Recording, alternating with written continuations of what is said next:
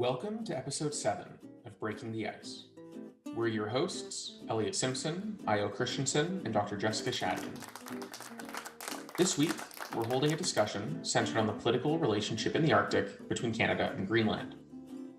Despite increasing interest in tightening the relationship between Canada and Greenland in the North American Arctic, Canada still does not have formal representation in Greenland, and Greenland's official representative to Ottawa remains in Washington, D.C. Today we will discuss what our two countries are doing and what they are not doing, politically, diplomatically, and economically, to bring Canada and Greenland closer together. We are joined by Leona Alleslev, MP for Aurora, Oak Ridges, and Richmond Hill here in Ontario, and Vittus Qujaukitsoq, Greenland's former Minister for Finance and Nordic Cooperation. We hope you enjoy the discussion. Well, welcome everyone, and thank you all for being here. So this is our second summer that we've had our podcast series, which is now evolving into webinar style for Breaking the Ice. And every year we do different topics. And so this summer we have two streams, and we have one on innovation in the North and one on strengthening Canadian-Greenlandic relations. And so I'm really excited to have both of you for this conversation here. I will just quickly say that, Leona, you were one of our first interviews that we did last summer, and that was before we even figured out how to make the podcast work. And so that was a written, actually, interview. So I'm really happy to have you back. And Vittus, you attended our Arctic conference, Arctic 360 conference, I don't know, like 3 days before we went on lockdown. So what was that, now a year and a half ago? And so thank you. You were an excellent, you were excellent at that conference. You're a sharpshooter, and I think that's one of the reasons I'm really happy to have you here today. So I'll just say to both of you, I guess, welcome back. So. Thank you. Yes, then Elliott and me will start introducing you. I will begin. I shall introduce Vittus Qujaukitsoq. Vittus was educated at the Greenlandic Business School in 1993 and then began working as an interpreter for the Greenlandic government in 1994. In 1995 to 1996, he worked as a negotiator for the labor union of Greenland. He was also the private secretary for Lars Emil Johansen from 2007 to 2008 in the Danish government in Copenhagen. In 2013 to 14, Vittus served as the Minister of Finance and Interior. And in 2014 to 15, he was Minister of Industry, Labor, Trade and Foreign Affairs. Furthermore, in 2015 to 2016, he took the role of Minister of Finance, Minerals and Foreign Affairs. In 2017, he was the founder and the chairman for the Greenlandic political party, Nunatta. Most recently, between 2018 to 2021, he was Minister of Finance and Nordic Cooperation. Welcome to the discussion. Thank you. Now moving over to Leona. Leona Alleslev was first elected to the House of Commons in 2015 and was re-elected in 2019 as the MP for Aurora, Oak Ridges, Richmond Hill, Ontario. After being elected in 2015, Leona was appointed as Parliamentary Secretary to the Minister of Public Services and Procurement.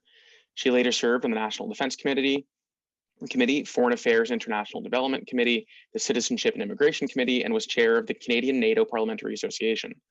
In 2018, Leona was appointed Shadow Cabinet Minister for Global Security. Then in November 2019, Leona was appointed as Deputy Leader of Her Majesty's Loyal Opposition and shortly after named Shadow Cabinet Minister for Foreign Affairs. She served in the Foreign Affairs and International Development Committee and the Special Committee on Canada-China Relations. She's also a member of the Canadian-NATO Parliamentary Association, part of the Science and Technology Committee. Prior to serving as an MP, Leona was a Canadian Air Force officer and has held leadership positions at the Department of National Defence, as well as senior managerial roles with IBM Canada and Bombardier Aerospace. Leona earned a BA Honours in History and Political Science from the RMC in Kingston and received her Queen's Commission to serve as an Air Force Logistic Officer. Thank you so much for joining us. Our first question will go to Can I Leona. just quickly jump in? I want to introduce our two hosts. So I would like Oh, to of course. Well, introduce Elliott and Ayoe, and they are our podcast interns for this summer.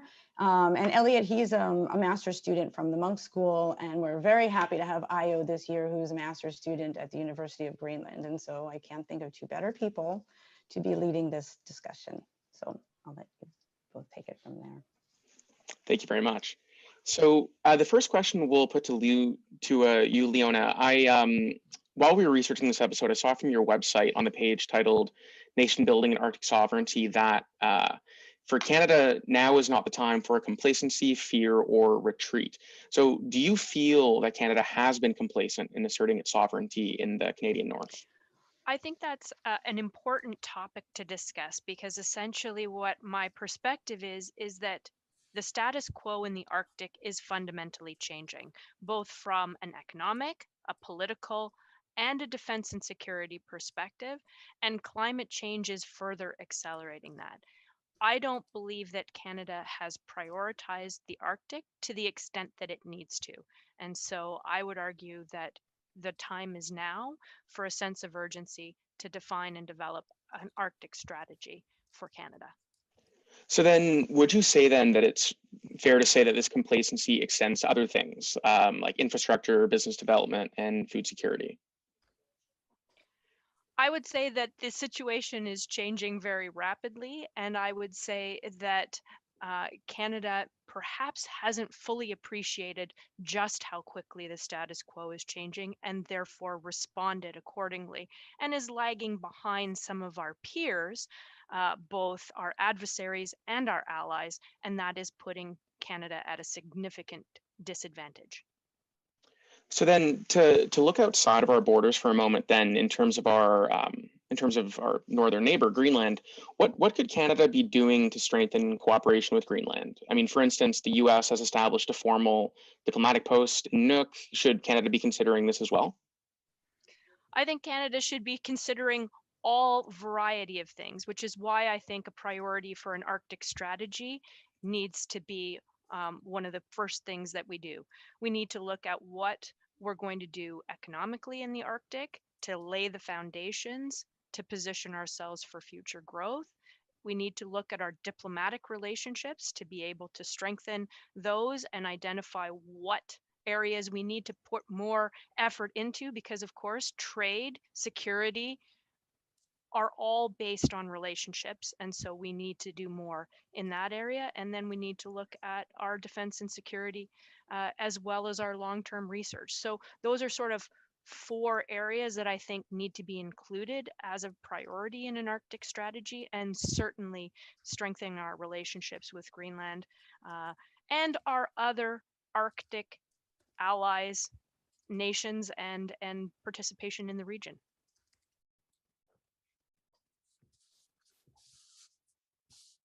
Thank you, Leona. The next question is for Vittus. There seems to be a increasing interest by Greenland to straighten ties with Canada, North, and vice versa. Would you agree? Certainly. I think the general emphasis on Arctic is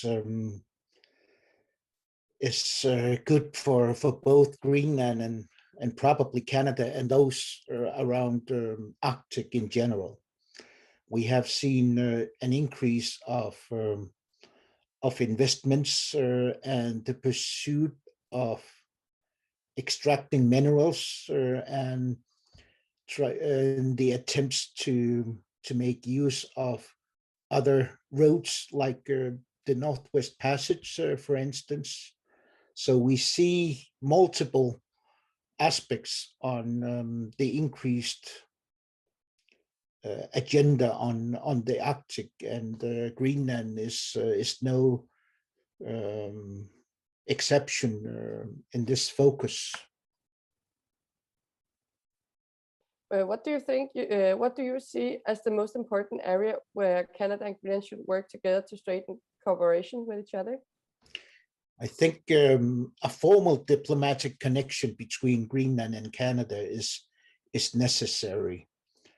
But if you look at why there hasn't been any further development in this regard, perhaps has to do with the presumption of Canadian federal government on how they regard Greenland.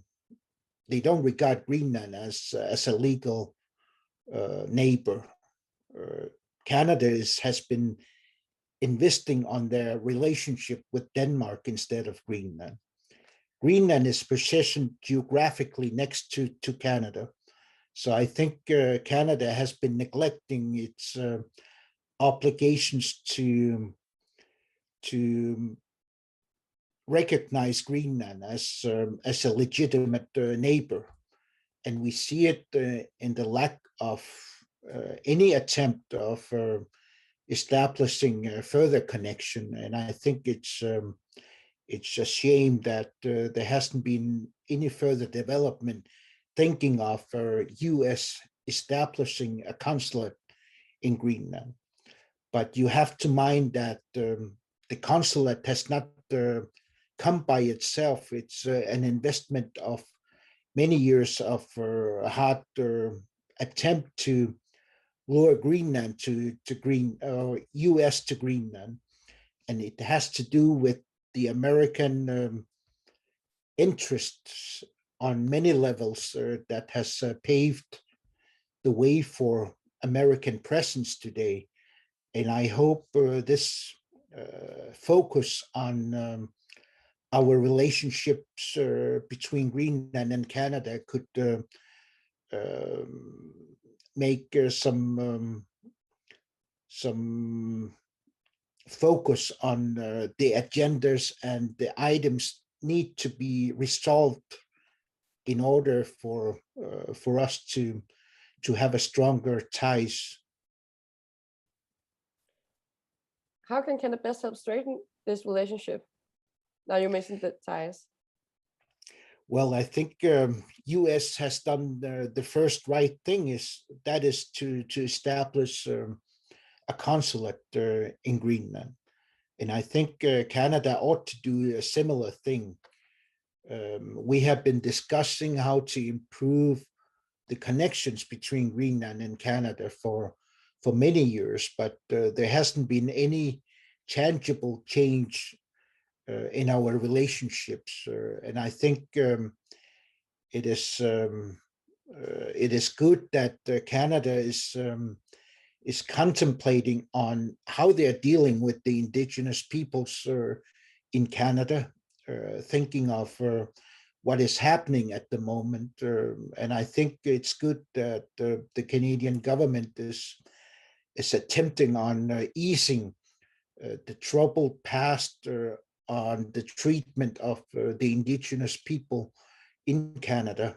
And I think it will have a beneficial impact on the dealings with the other people across the Arctic, I guess. You have already answered a little bit about my next question, but just to put it a little bit more clearly out there, do you think it would be helpful if Greenland had diplomatic representation in Canada separate from the US? I think so. I think it will be a win-win situation if Canada established a representation in Greenland. And for our part, I think we need to emphasize the neighborhood connections by introducing a formal office in Canada, placed in Canada. Thank you. So then same question to you, Leona. How helpful do you think it would be if Greenland's formal representation to Canada was actually based in Ottawa as opposed to being based in DC? So just to be clear, I'm not a member of the governing party. And so the fact that since 2018, there's been a joint task force between Canada and Greenland to determine what the diplomatic relationships should be and other things, and we've seen no result from it, is very disconcerting. the fact that we have a significant militarization of the Russian military, as well as assertion of China that the Chinese Communist Party, that they have aspirations to the Arctic and that they are a northern Arctic nation. The threats are very real. Canada needs to focus more on those who are like-minded and those who share our vision, our responsibility, our priorities, our respect for the rule of law, all of those kinds of things, which clearly Greenland falls into that category. So there is no downside, only drastic and dramatic upside to having stronger relationships in the region. And those relationships happen by over Zoom, but by physically being present in both locations when we're not under a pandemic. But ultimately, the more that we get together, the more opportunity we have to be present with each other, the more ability do we have to have complex but important conversations. So no question, we need to move uh, further along those strengthening of diplomatic ties. Presence, physical presence, is definitely a major aspect of that. And again, we need to understand what that joint task force has found out and move the conversation along more quickly. I just want to touch on something quickly that you mentioned in terms of the security situation in the Arctic. Lots has been written about this, and it's a very topical discussion.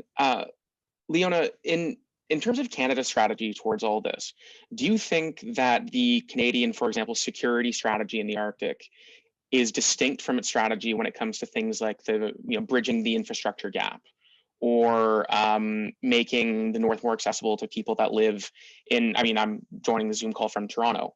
So do you think that the current strategy of Canada towards the North and the Arctic is comprehensive, or is it piecemeal? I think that's a fundamental point. Well done. And I would completely agree that part of our challenge is we tend to look at these things in isolated stovepipes rather than looking at them as comprehensive, interdependent, and integrated things. Ultimately, if you have infrastructure to get water, food security, resources, and other economic opportunities, well, then obviously you're going to be in a better position to provide critical security and defense to those economic and people requirements. So our problem, like I said, is we do not have an Arctic strategy. That Arctic strategy does not bring together the multiple areas that are all interdependent, from political, diplomatic, economic, transportation, climate change, research, mapping, to infrastructure, to defense and security. So one of the first things we really need to commit to, and we are, I believe, a bit behind on this, is to having that definition of a strategy, that vision, make it a priority, and recognize that all of these things are interdependent and are critical to the future long-term prosperity and security of Canada. Now, speaking of long-term prosperity, moving on to mining.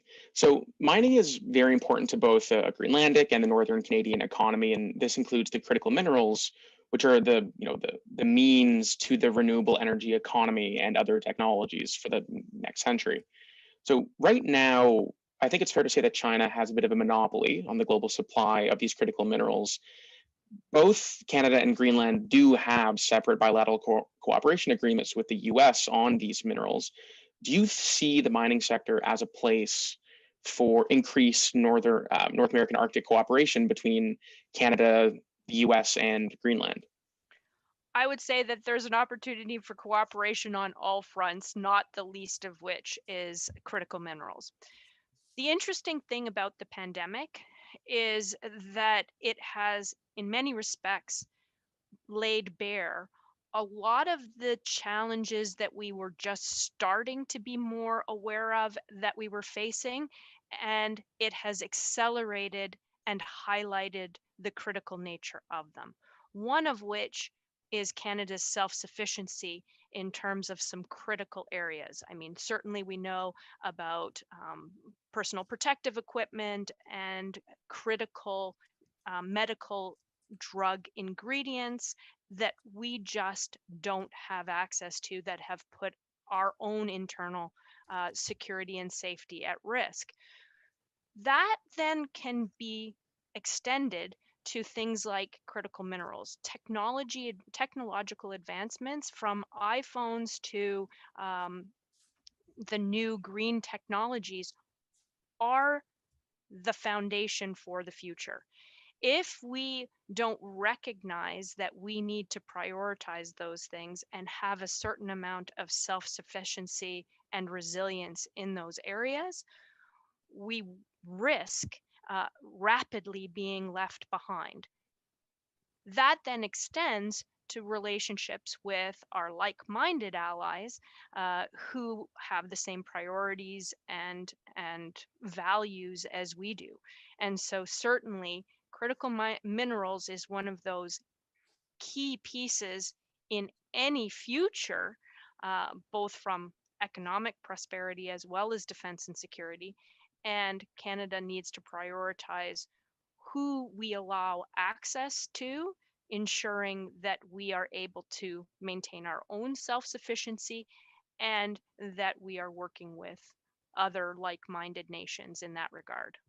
And President Biden has made that one of his priorities in the recent outline of the things that he wants to focus on in terms of cooperation with Canada. So critical minerals is definitely on the priority list, and relationships around those critical minerals, particularly in our Arctic, with places like Greenland and the United States, I believe need to be prioritized in our Arctic strategy and need to be something that we take far more seriously, I would argue, than we are currently.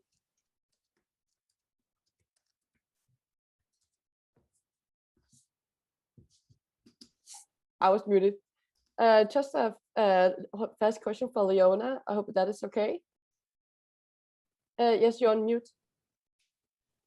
Thank you. It's more like you just said that Canada would be behind, and I was wondering if you could explain that a little bit more, what you meant by being behind. Well, as we've seen from the pandemic, if we don't have access to critical things in our supply chain, then we become dependent on other countries. If we're dependent on other countries who perhaps don't share our perspective, then the denial of access to those critical resources, in the case of PPE or in the case of drugs and medicinal ingredients, puts us at risk. Not being able to open quickly in the pandemic means that our economy is delayed in terms of recovering, et cetera, et cetera. So the same thing would be true for the things that are in critical minerals. If we don't have the critical minerals, we can't be at the forefront of developing the environmental leading edge renewable technologies, or simply other technologies like iPhones and things like that that are dependent on those critical minerals. So the countries that have access to it quickly can then dominate the market or prevent other people from having access to those critical technologies, etc. And that would put, if Canada were one, at that disadvantage, particularly when we have those critical minerals, that will drastically affect our long-term economic prosperity as we perhaps miss out on opportunities to leverage the strength that we have in Canada to position ourselves for the future. Thank you, Leona. Next question is for Vittus. In terms of uranium in Greenland, in your time as Nalgosusop for Foreign Affairs, you worked for Greenland's right to export uranium. In the year of 2021, what do you think is Greenland's successes and failures when it comes to uranium? First, I think the abolishment of the zero tolerance policy toward radioactive materials from 2013 is at risk of being reversed again after only 8 years. And I think it's a failure in sense of the attempts to utilize the radioactive content materials, including rare earth elements in Greenland, have suffered a huge damage in our credibility, because Greenland introduced and adopted various international conventions to be able to deal with the radioactive content materials, the logistics, safety, how to handle radiation, security, and not least the trade and the tracing of the materials once utilized.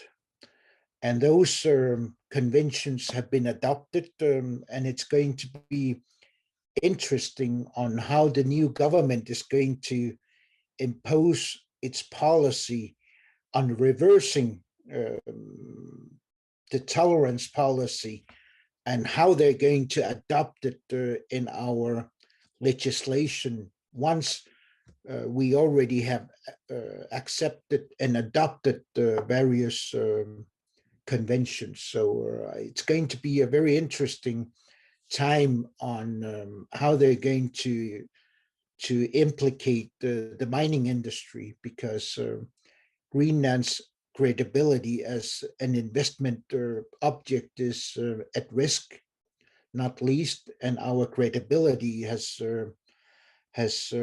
been damaged by this. So it's going to be interesting on how all these are going to be incorporated in our legislation, and not least the Mineral Resources Act that is allowing the utility of the radioactive content materials.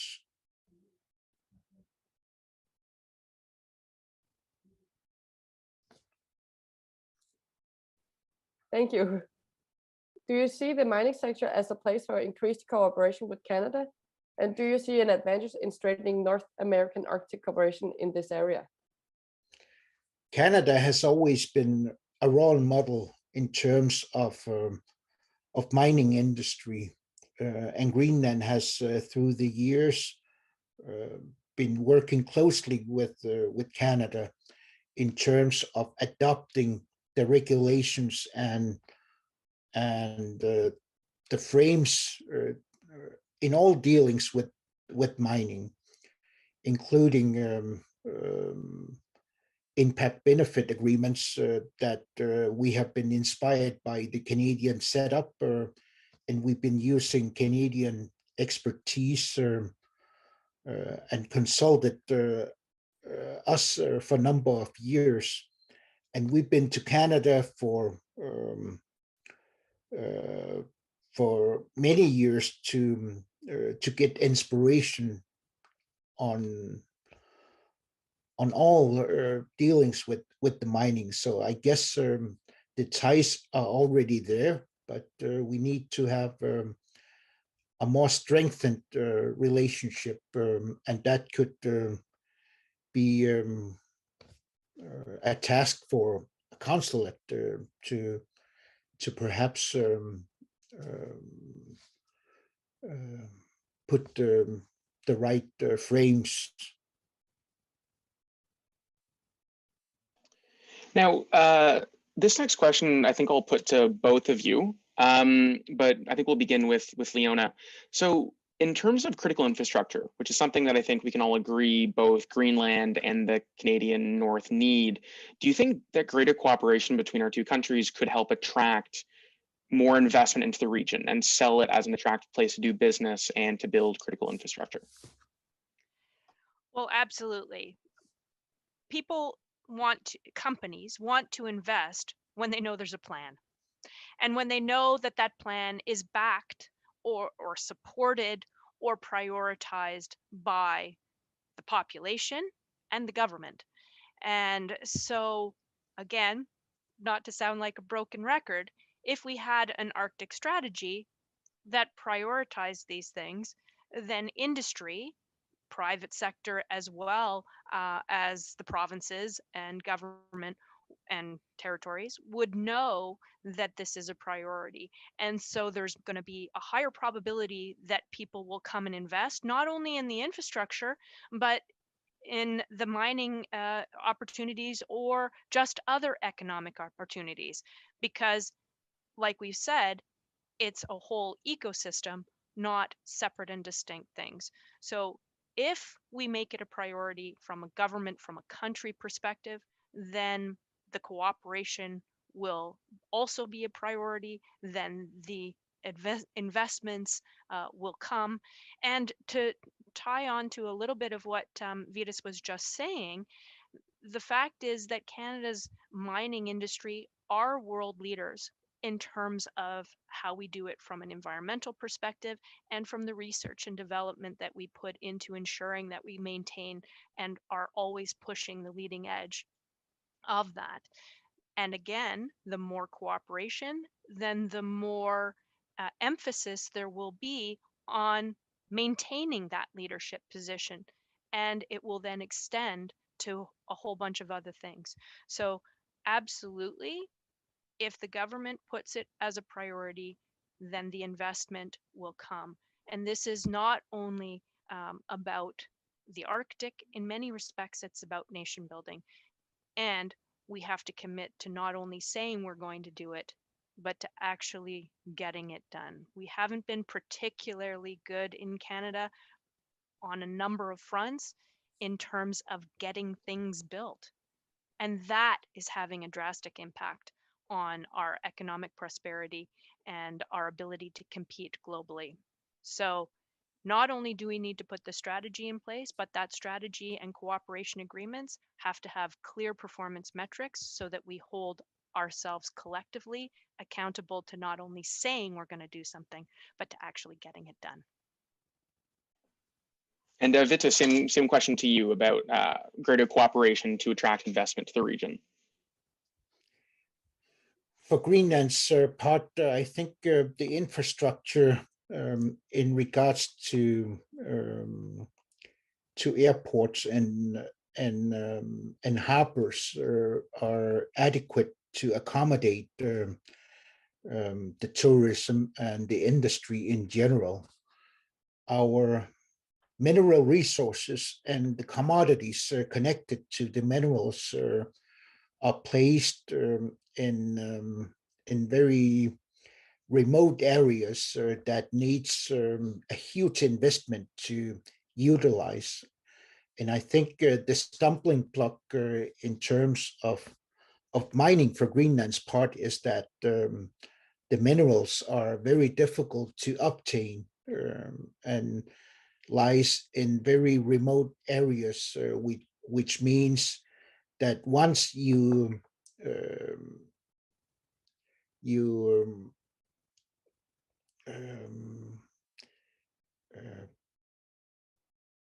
start mining, you need to invest infrastructure from zero. So it's a considerable thing to accommodate when you are to invest in Greenland. And I guess the same applies in the high North Canada and in Alaska and elsewhere. It's the remoteness of those minerals that makes it difficult. We have the necessary infrastructure. We have been constructing international airports in Nuuk and elusive. So our capacity have been gradually improved through massive investments that the previous government has put on the emphasis. And the next thing I see is is all the aspects dealing with the traffic and the seafare in terms of a greater transportation in the high Arctic is due to the climate change we see. And there needs to be a setup on how to accommodate search and rescue and the safety net that has to be in place. We need to have a dialogue between Greenland and Canada on how we can improve the connections in dealing with the higher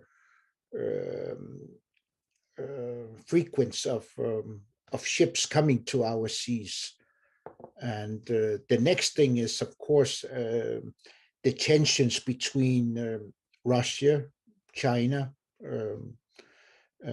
in the Arctic, and the dispute over North Pole is also something that we need to consider how it can be resolved peacefully amongst our countries. So there are multiple tasks to be resolved, and that can only be done by having diplomatic connections between our countries.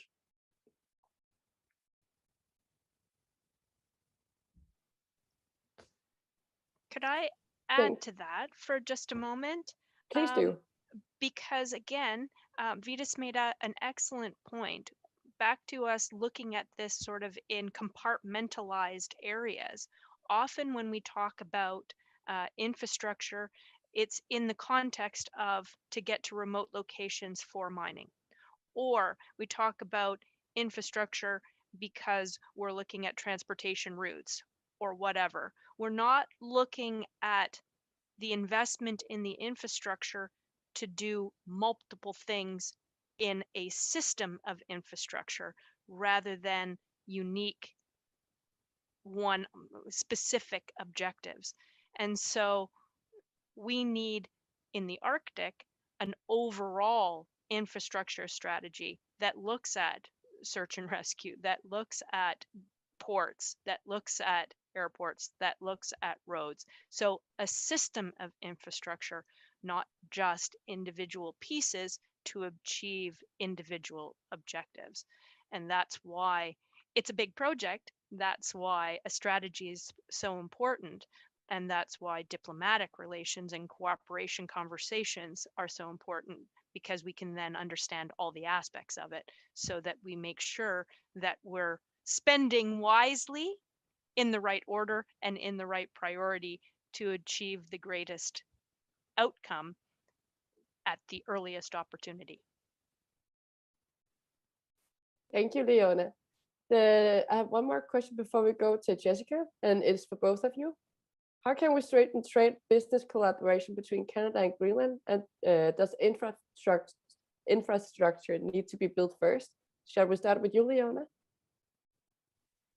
So I would say that the infrastructure doesn't need to be built first.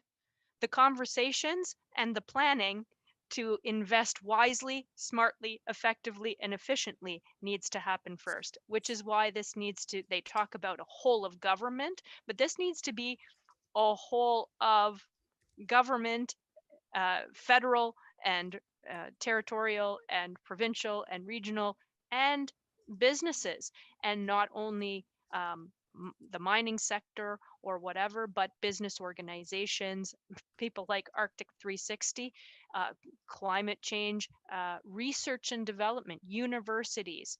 It's a big project, but it's a big opportunity, and getting it right quickly and effectively is the way to do it. So essentially, yes, we need to have conversations with our cooperation partners like Greenland and the United States and Norway and Sweden and whoever else, as well as each of the critical industry sectors, as well as all other partners, so that we can understand what we can achieve and how quickly we can achieve it, and that we do it in the right order, as opposed to ad hoc from one aspect or another. So absolutely.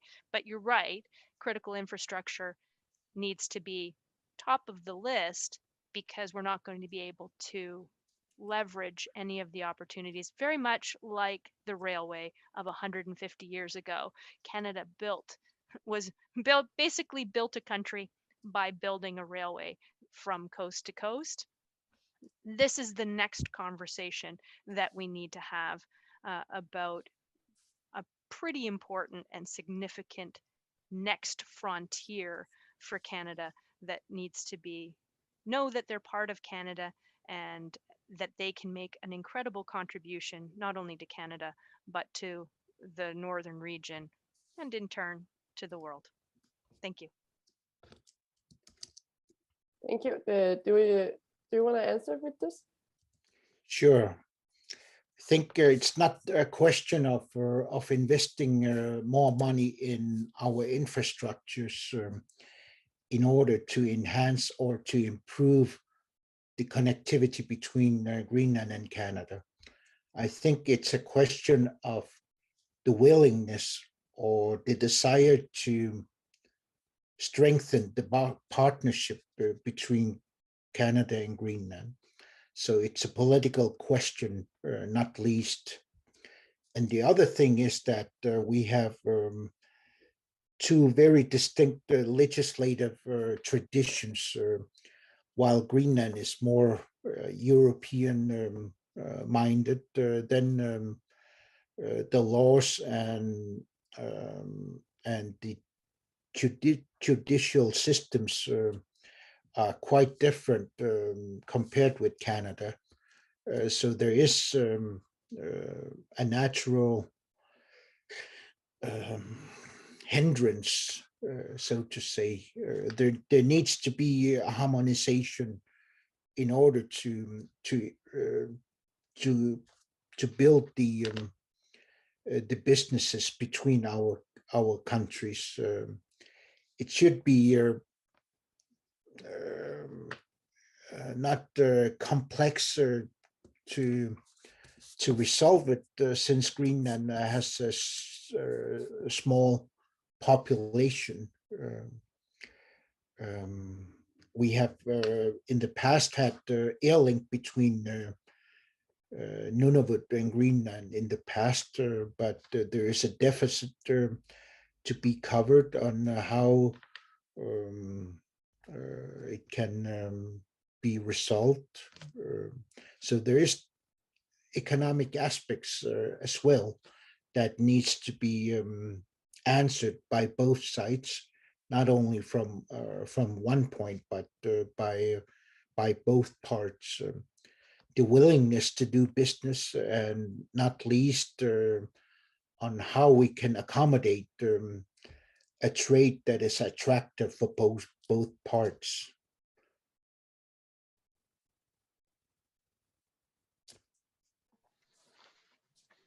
Excellent.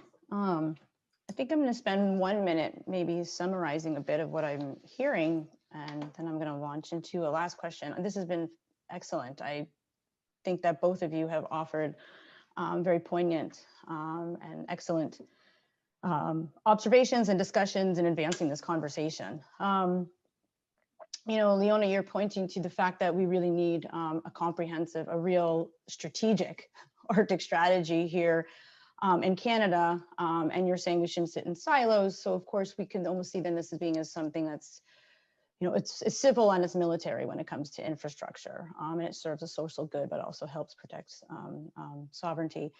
But also at the same time, you know, this is going to require private capital, and goes much beyond the federal government. And you know, one thing that we've often talked about this region, about the North American Arctic, is that it's actually really maybe, you know, together, Alaska, Northern Canada, and Greenland have many commonalities that range across the board, one being infrastructure, that it is almost like, you know, an emerging economy in and of itself in terms of its needs and where things are in terms of, you know, economic, social, political, and possibly, you know, the world's then, if you think of it that way, you know, safest emerging economy because of, not least because of the political values that all these nations have.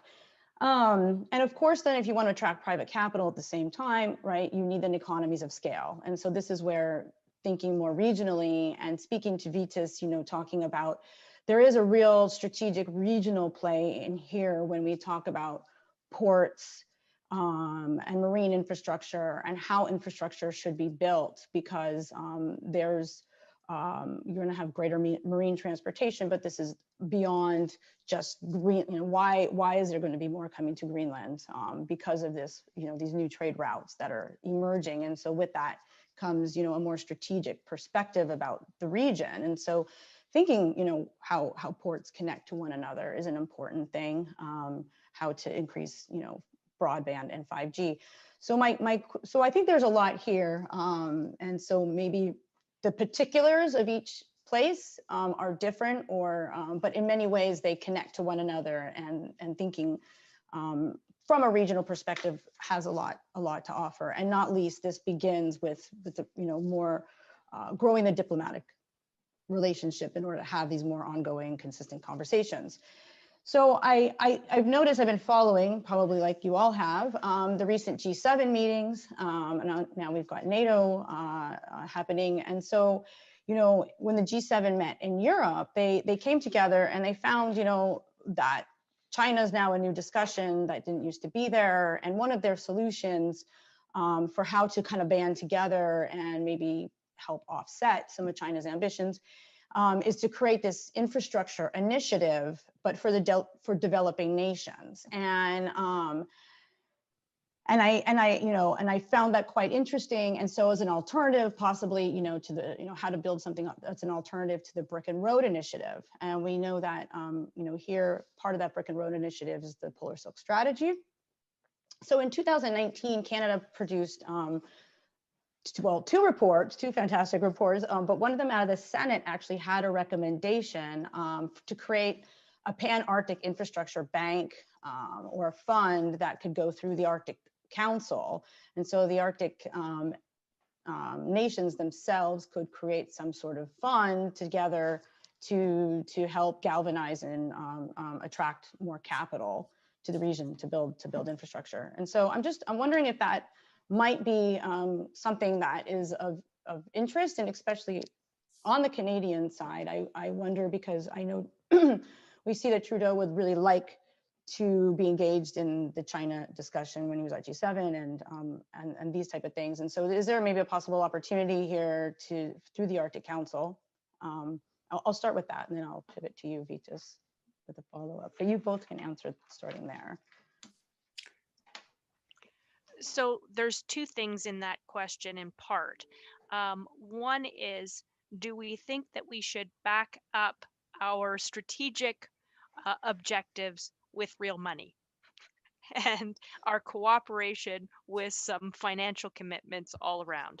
And there's no question, if we believe that this region matters for all the reasons that we've cited, and if we collectively, through our cooperation, believe that we don't have the luxury of time and we need to do something about it relatively quickly, not only for the health and well-being of our own countries, but for the contribution that it could make to the world. There's no question that the ice is melting. There's no question that the Northwest Passage is a highly attractive transportation route that will dwarf in many respects the Suez Canal if all of the projections come to fruition.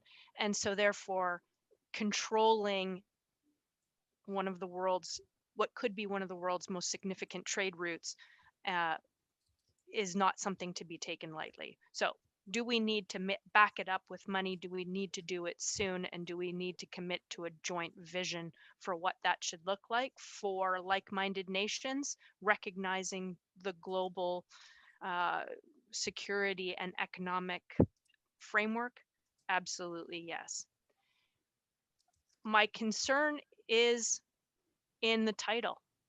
Because we have seen the Asian Infrastructure Bank, there's a whole bunch of baggage perhaps around that title and how it has been implemented, the oversight or lack of oversight, the objectives and means that have been used as a result of it. So sometimes a great idea can be defeated simply by the title and the corresponding misinterpretation. So do we need to find a way to have a regional cooperative nation joint vision? Absolutely. Do we need to back it up with money, government investment, as well as private sector?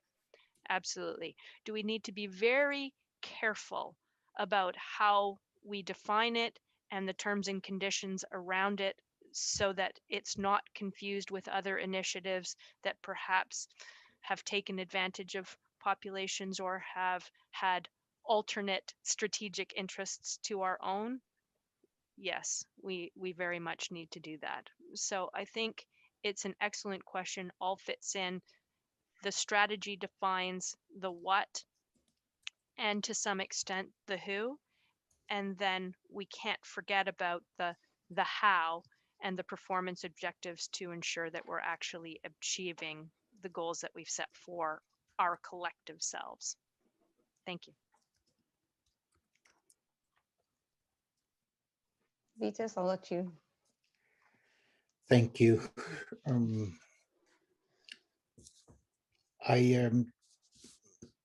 I concur to the need of considering where the investments ought to come from.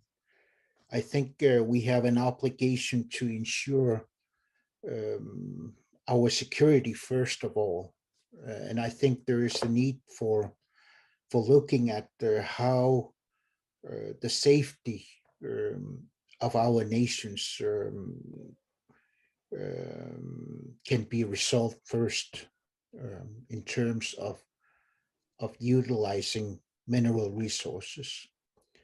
And I think looking at China, whether if China is a threat or a blessing in terms of investments, I think it's a double-edged sword that we have to have in mind in regards to not being depending too much or heavily on China. So there is a safety issue or strategic considerations we need to put forward from everything, and which is why it is important to emphasize on the investments coming from United States and Canada, not least in terms of developing our mining industries. We have emphasized on U.S. investments for many years, and it is only for the past 2 or 3 years where this diplomatic effort has been fruitful, since the U.S.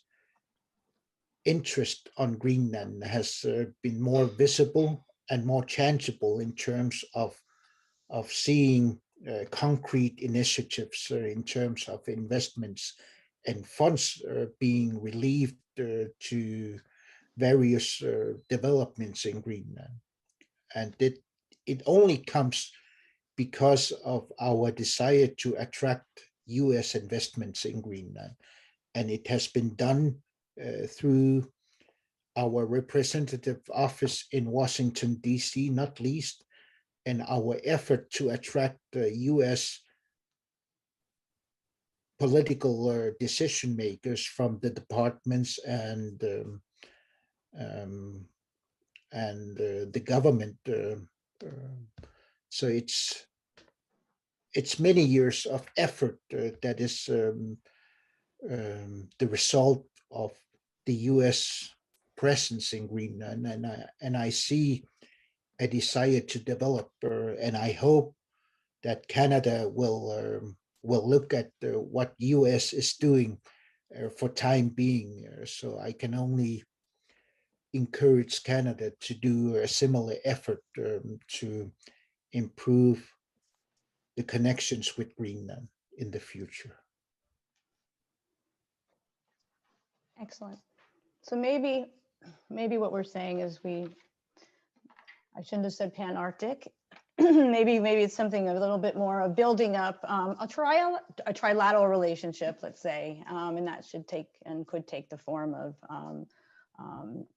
strengthening diplomatic ties, economic ties, and perhaps that could then also include strengthening the ability to attract capital to the region as a safe and great place to invest.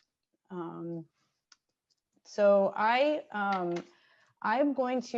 just like to provide both of you one last quick opportunity. If you'd like to ask a question to each other or to anyone before we wrap up our time. Off the cuff. I simply want to say thank you to you guys, Vittus for attending, and to Arctic 360 for having this, because this is an important conversation. Yes, it's positioning for the long term, so it's not something that necessarily makes the front page of the Globe and Mail every day, but it's no less important and no less something that we absolutely need to be discussing. So thank you for making sure that we have the opportunity to have these conversations and to include as many people as we can in what will be and should be a very important conversation. Thank you. Thank you. I also like to thank the organizers for sharing my thoughts with you, and I think for this interesting dialogue, and I hope my perspectives can ease Canada to consider Greenland more as a neighbor, because we have common interests and common challenges in the Arctic. So it is a win-win situation, as I see it, to involve more between our countries. So I can only encourage the Canadian government to invest more on how to improve the connections with Greenland. And I think Greenland is considering how we can improve our relationship with Nunavut first of all, but with Canada on the second hand is also important for us, because we have the common stocks at our seas.